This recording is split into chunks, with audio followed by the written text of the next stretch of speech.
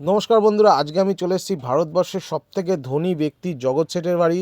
ফতেহ চাঁদ, যাকে দিল্লির নবাব জগৎ শেঠ নামে উপাধি দেয়। এই জগৎ শেঠ এতটাই বড়লোক ছিল একসময় যে আজকের দিনে দাঁড়িয়ে মুকেশ আম্বানি, আদানি, টাটা সবাইকে কিনে নিতে পারে।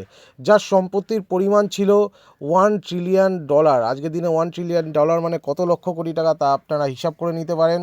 আর এই জগৎ শেঠ, যাকে বিশ্বের ব্যাংকার নামে বলা হতো। এখানে দেখতে পাচ্ছ আমরা 30 টাকার টিকিট কাউন্টার, যেখান থেকে আমরা চলে গেলাম বাড়ির ভেতরে।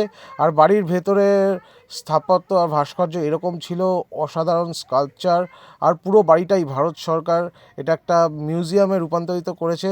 আর দেখতে পাচ্ছ তোমরা ভেতরে কতটা নিদর্শনটা কতটা সুন্দর।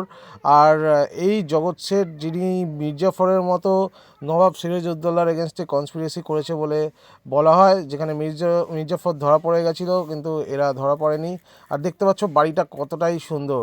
আর এখানে রয়েছে ভেতরে যাওয়ার রাস্তা, ভেতরে অনেক কিছু রয়েছে যেগুলো আমি তোমাকে দেখাতে পারলাম না, কারণ ভেতরে ক্যামেরা অ্যালাউ নেই, তাই জন্য। আর বাইরে দেখতে পাচ্ছ এরকম একটা বাইরে একটা জলাশয়ের মতো রয়েছে। আর বলা হয় যে এটি নাকি গঙ্গার সঙ্গে কানেক্টেড, যদিও আমি জানি না যে এটা কথাটা কতটা সঠিক। আর এই ছিল হচ্ছে পুরোটাই জগৎ শেঠের বাড়ি। তোমাদের কেমন লাগলো এই বাড়িটি কমেন্ট করে জানিও, ভালো লাগলে ফলো